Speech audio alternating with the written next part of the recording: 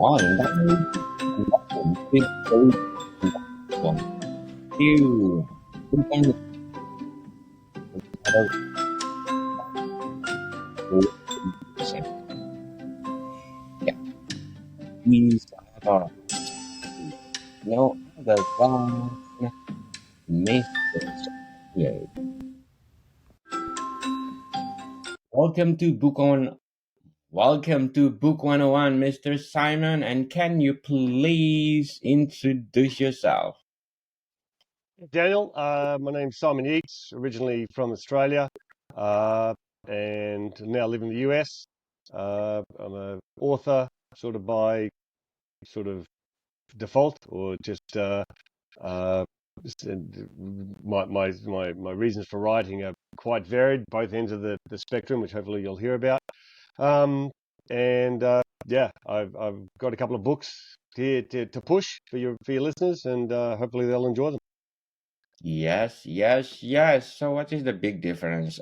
Living in the Australia and living in the US. Way more high strung living here in the US. And it's amazing. Every time I go home, uh, it would take 24, 48 hours for me to come down from here down to there, just to the pace of life for everyone back home. And you're in Canada, aren't you? Same thing in Canada. When you go to Canada, it takes like 24 hours. They go, oh my God, yeah, everyone in Canada's on this pace. Why the hell am I running around like a chicken with its head cut off? Um, and you sort of go, yeah, okay, you you you relax and you sort of take everything a little bit in stride rather than being a little bit too bent out of shape. That's the biggest difference for me. Very, very, very noticeable from the moment you step off the plane. So, which one is more enjoyable to live, Australia or the US? Mate, I have the enviable life of when I get on a plane flying back to Australia, I'm happy because I'm going back to see my family. When I get on a plane to come back to the US to live, I'm excited and happy because I'm like, I live overseas and I'm an expat. So I do not have to deal with that horrible feeling of when you've gone to Europe on vacation and you've got to get on the plane and go back knowing, oh my God, I'm going back to work. I'm going back to the normal life that I have. I get Mm. excited going both ways. And that was, I had a trip to the US when I was 20 to work in a ski resort. And I remember the feeling on the plane going back of being like, oh my God, the best 3 months of my life. And it's all come to an end. And it was just a horrible plane ride. And most plane rides after a vacation are that sort of like, oh God, now we've got to get back to the usual. Whereas I get to sort of be like, oh, great, I've got my adventure continues, or I'm going back home to my home country and get to see everyone and enjoy my family. So I get it both ways. So, Mr. Simon, what inspired you to become an author? You ready for this, mate? I Yes. wanted to kill myself. And so I started writing a suicide note. And the night I was doing it, I just kept on wanting to put off jumping off the balcony. So I just kept on writing and just sort of like, okay, maybe I'll make this suicide note a little bit funny, so all the people who read it will go, oh, you know, yep, that's how we remember him when he was alive. And I literally just wrote all night, just to keep myself from jumping off the ledge. And that book turned into my first book, my second life. Um, and then I just sort of realized just how enjoyable writing was. It was a great therapy for me uh, in the sort of moment and the 13 years that I've endured, the last 13 years, 14 years of my life that have been very stressful. Uh, so that's what made me write. And if I'm sort of like, rather than sitting down in front of the TV, rather than sort of just you know doing nothing, I'm not a do nothing type of person. I sit down and I just write a paragraph, I write an email, I write a story, I write something enjoyable and funny, or just reminiscing about my life or about experiences with other people. And sometimes I don't do anything with it. Sometimes I send it off to my mates to cheer them up. Sometimes I turn those stories into my books. Yes. So, can you tell us about your writing process? Uh, on a day-to-day basis, when I've got working on a book, I get up probably about 5 o'clock, go and walk the dogs, and just sort of in my head, I'll be thinking about a couple of lines of a moment in my uh, history of my life that I think was enjoyable or funny, and I'll start putting together. I write memoirs. That's what I write, and I will then come back down and sit. My girlfriend will be fast asleep in the bed beside me. I'll put in a couple of hours of writing, trying not to wake her up with my chuckling and laughing at myself. And that's when I'm most productive, sort of early in the morning when the world's asleep. And that's where living in the US becoming high strung. That's what it sort of if I was back in Australia, I would never have written a single word. I would have just been too laid back and not giving a crap. But being sort of like always on the go in the States, I've got to fill up as much of my day with doing something uh, uh, useful, beneficial, productive. I think is the right word to make something happen. So it's better to live than in the US. You were more productive. So what Yeah, challenges? far more productive in the US. Not necessarily saying it's a great thing, but yes, far more productive in the US. So what challenges have you faced in your writing career? Uh, the overcoming the self doubt that there is no other challenge. Uh, that's it. Everyone's got a story to tell, even if it's the first version of it may not be the best piece of work. And I don't think there's anyone in the history of the world that's ever written a story first up without then going up, having to go back and redo it and rewrite it. But if you write something and then you have the self doubt that no, it's not very good, it's never going to be any good, I can't do it. You know, you are you are going to be your worst enemy.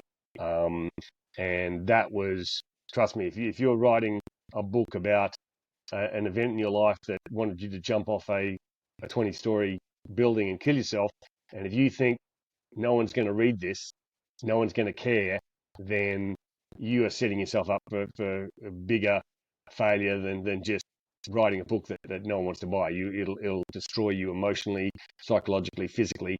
Um, and so I had to think about that every single day during the years of rewrites that, Jesus, if I write this book and no one cares, how am I going to react to that? How am I going to feel about it? And then you think, just stop, just don't go ahead there. That would be the easy way out. So that was the biggest challenge, is overcoming that self-doubt and that fear of what if no one cares. Okay, so how do you handle writer's block then? I wish I could tell someone I never have writer's block. Have never had it in my life. I can talk the ear off a friggin' donkey, and it is just having a conversation. Maybe I'm a little bit crazy, but I just can have a conversation with myself, and so I can sit down and write.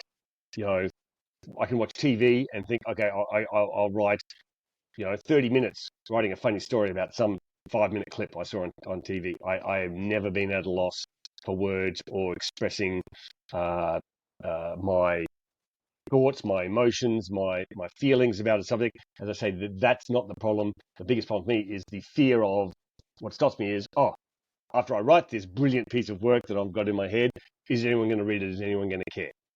It's not that I don't have the information or the words and everything flowing out of me. It's that I will be stopped by the thought that, what's the point of doing it? Um, you know, uh, so I sort of tracked myself, write so that, because no one's going to read it. Write it because you just enjoy doing it. Um, and that's, I say, I write because I enjoy doing it. I don't care what everyone does. I think to be honest with you, to be a little bit arrogant. That's one thing about living in the US has also made me a little bit more arrogant. In Australia, people would knock you down if you started to be arrogant. But I think I've written 4 of the funniest books about travel experiences that anyone would ever read. No one has had the experiences that I have had. They have been bizarre, wild, wacky, insane, and anyone would sit there and go, "Holy crap! This guy has lived a life that's just unbelievable." But it was fun. Hopefully, it makes people laugh, and not just chuckle, but like laugh their ass off, laugh so that they piss their pants. That's my goal when I write. Not just to have a little smile. I want people rolling on the floor, you know, like tears flowing out of their eyes to go, I can't believe, what this guy did. That's how I like to write. Very well said, Mr. Very much. Thanks to the world. More books to come. What authors or books have influenced your writing? Ah, uh, the Around Island with a Fridge by Tony Hawks, um, Bill Bryson, all the Bill Bryson uh, books. I was a big fan of Clive Cussler when I was uh, a young man. Loved his adventure stories.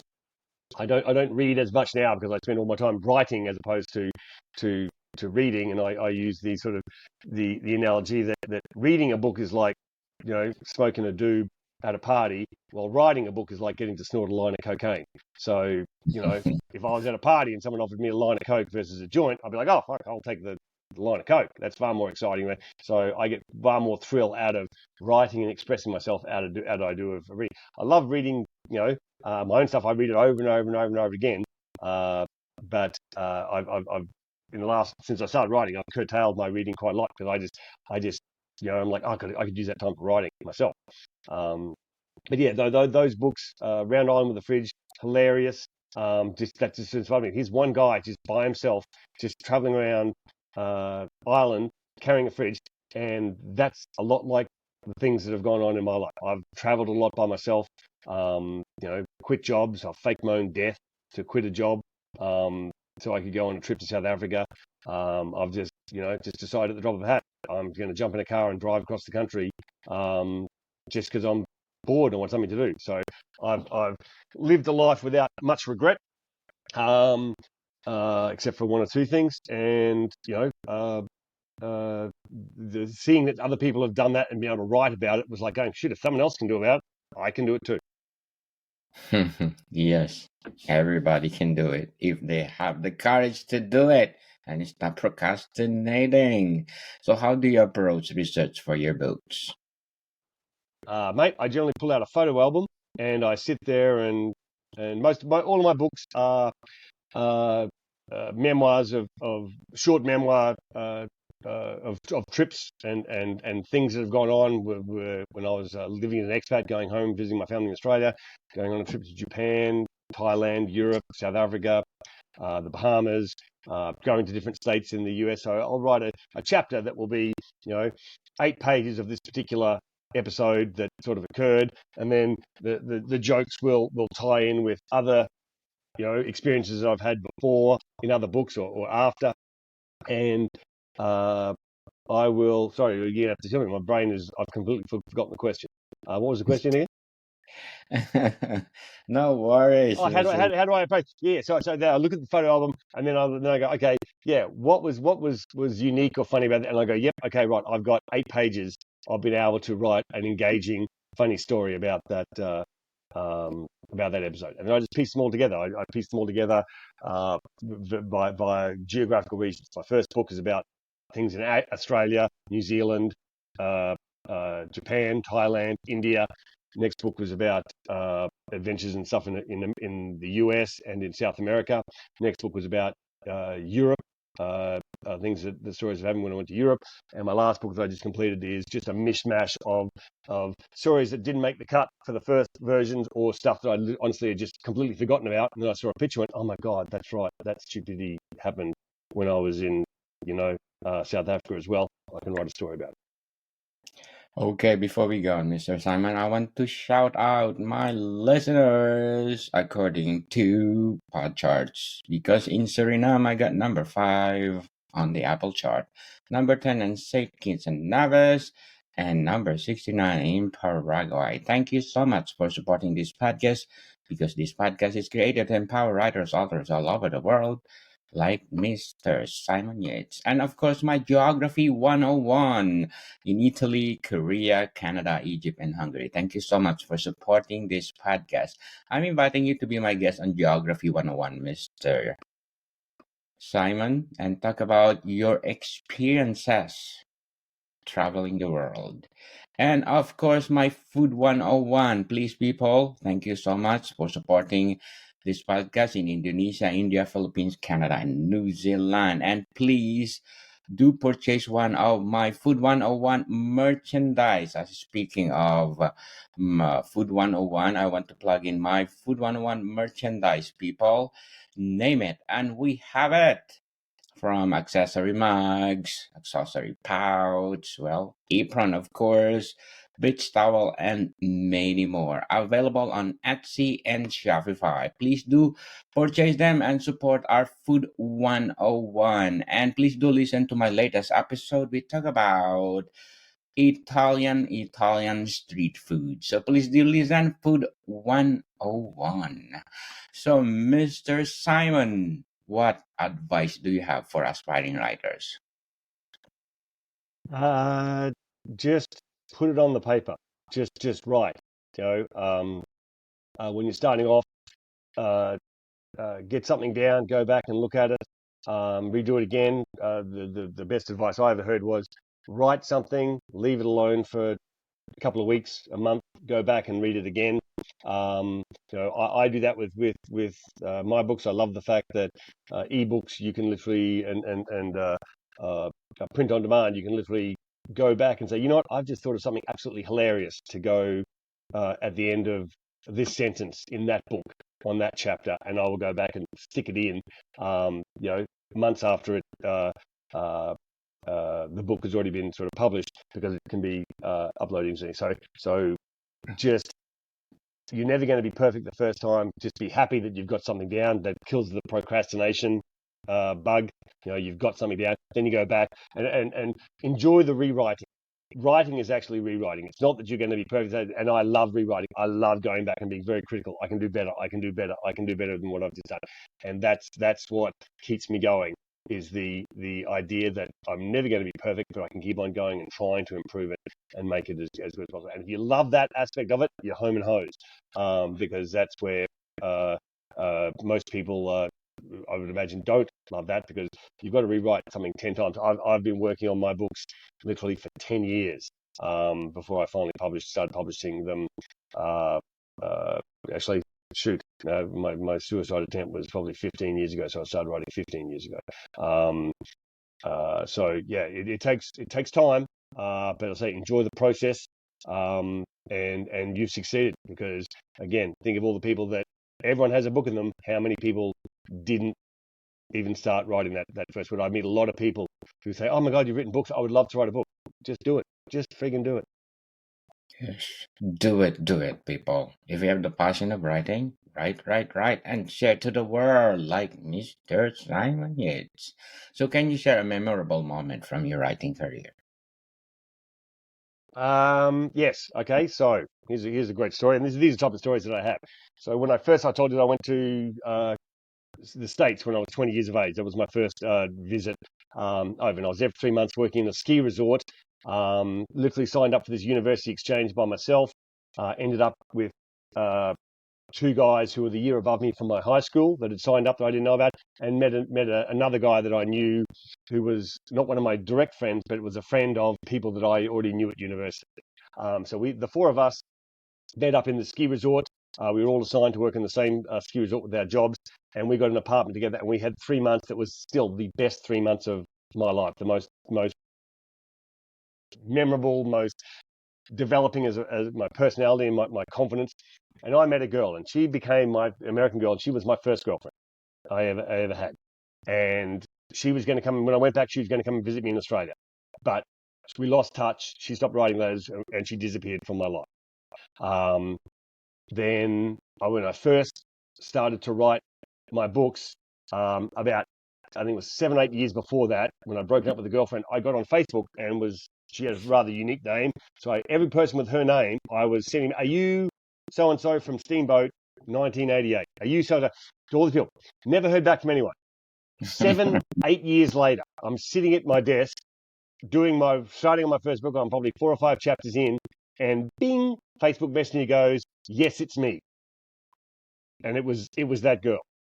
And I was like, "Oh my God!" Like, quickly, get on the phone, catch up. And I said, "What are you doing?" I said, I told her about the whole sorry story about that was leading to my depression and wanting to commit suicide. And I said, I started writing a suicide story and a note, and it's turning into a book. And she goes, "Send it to me." I want to read it. And I was like, oh, I don't want anyone to read it. She goes, no, send it to me. Let me read it. I love reading books. I want to read it. So I sent her the first 3 chapters. And about a week later, I got a piece of mail, and it was a little note, and it was a coffee mug. The coffee mug said, "Fuck off, I'm writing." And the little note was, "Sorry, your chapters are brilliant. Keep going." You know, someone that I had lost. I think it was 20 years, maybe 15 years since we'd lost contact.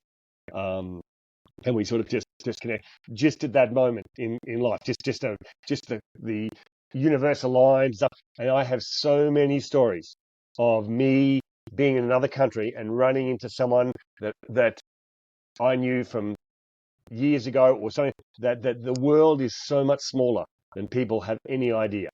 Um, and moments, you know, it's that moment still with my writing was the when I had that first self doubt. You know, what's the point of me doing this? And I thought, wow, this has all come about from my writing. This has opened up a whole new appreciation of life and the world, which I desperately needed at the moment. But if I'd sat there not thinking, if I hadn't reached out, if I hadn't basically taken a chance, then I may not be here right now. So it's the More. world is an amazing place. It also sucks big time. But you've got to deal with both of those things. Like I say, my writing is all about the absolute best times in my life, and it is about the absolute worst times in my life. Um, so depending on which book you're gonna pick up, you're either going to get something that's going to break you down and have you on the floor crying your eyes out, or you're going to be laughing your ass off on the floor crying your eyes out. Those are your two choices I'm going to give. Yes, yes, yes.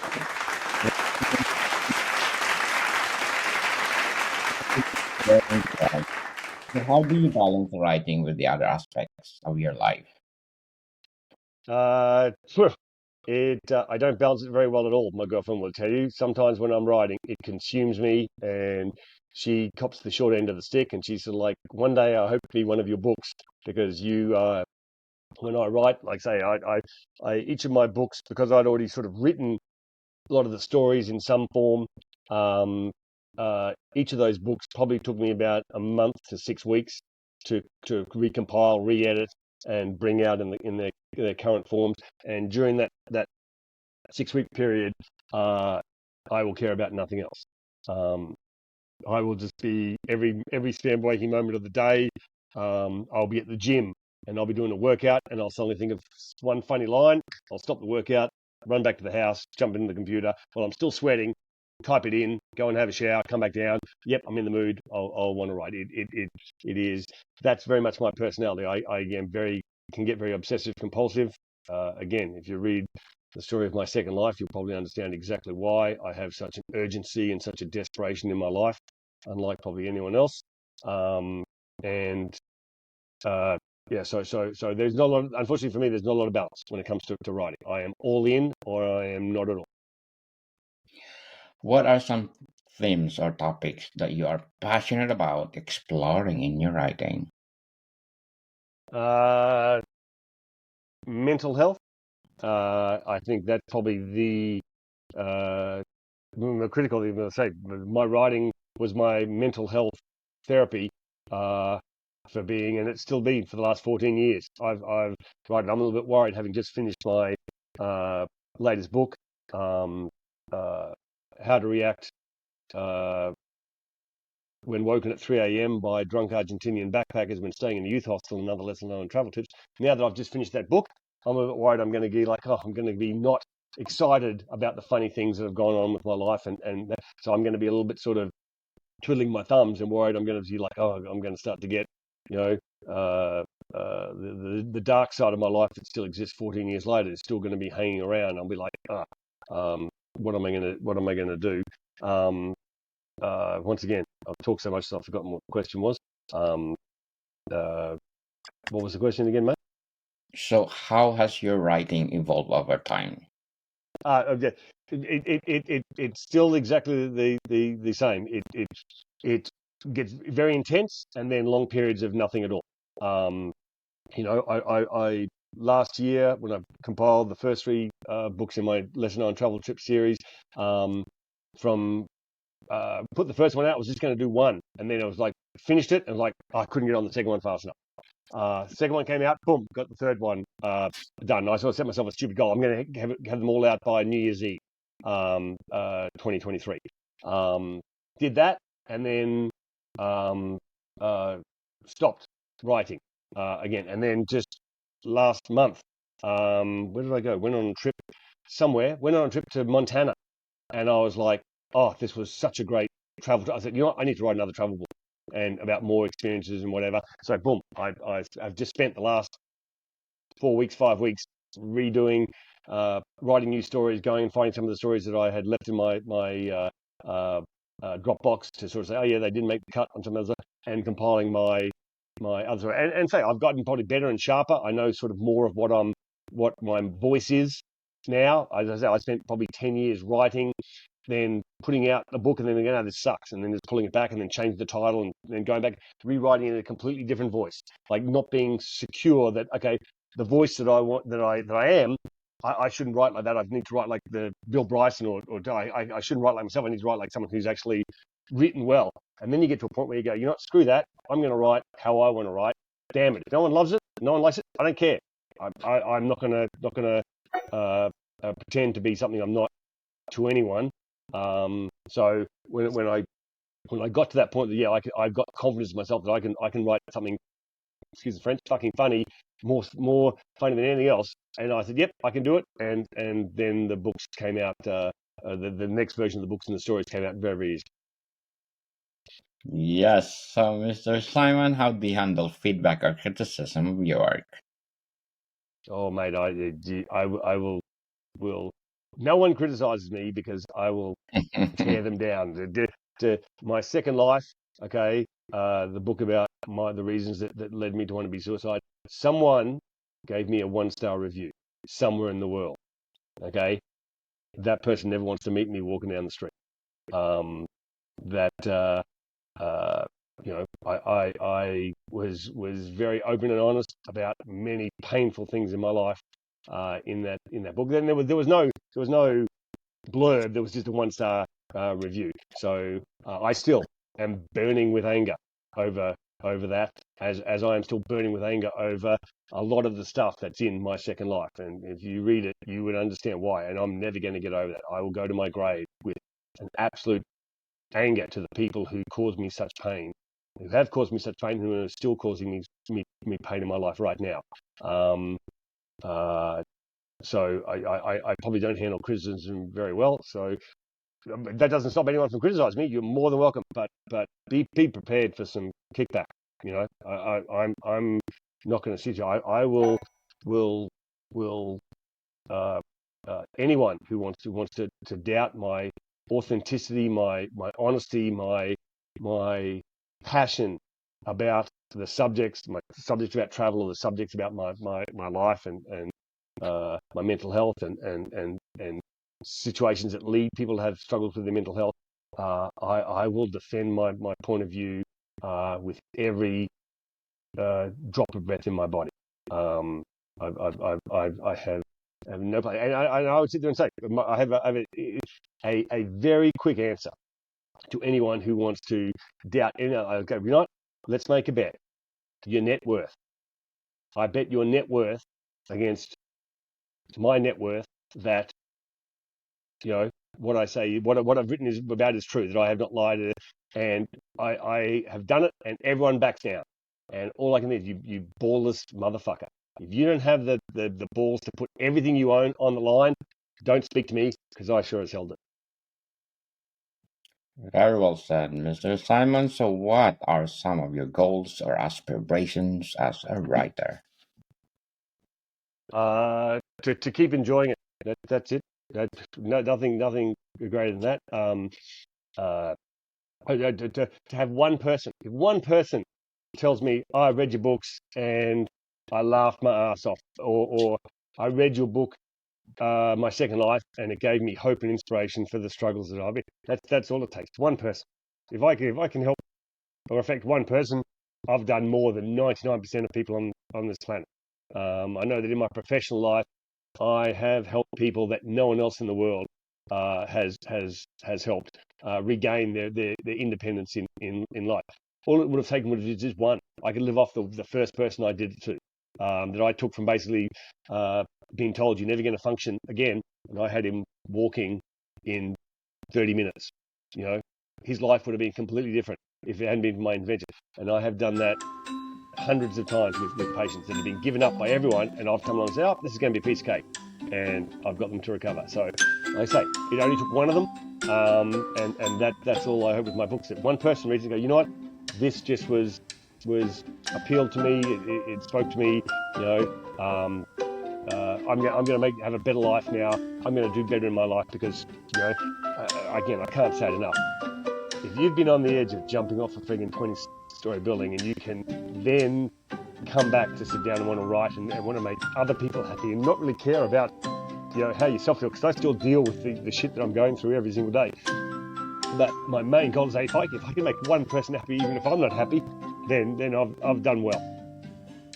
Done well, Mr. Simon. So can you please invite our listeners to support all your books?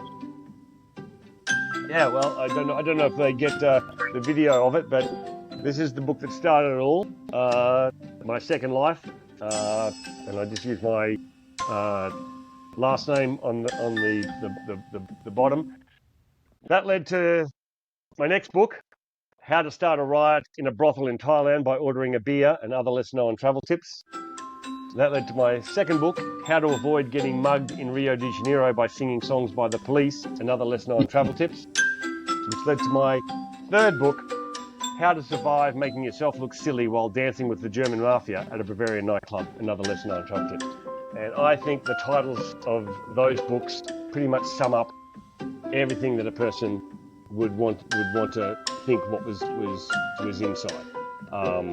You know, it's easy if you want to sit back and enjoy the misfortunes of someone else who enjoys self-depreciating humor, could laugh at myself more than anything else, then you know,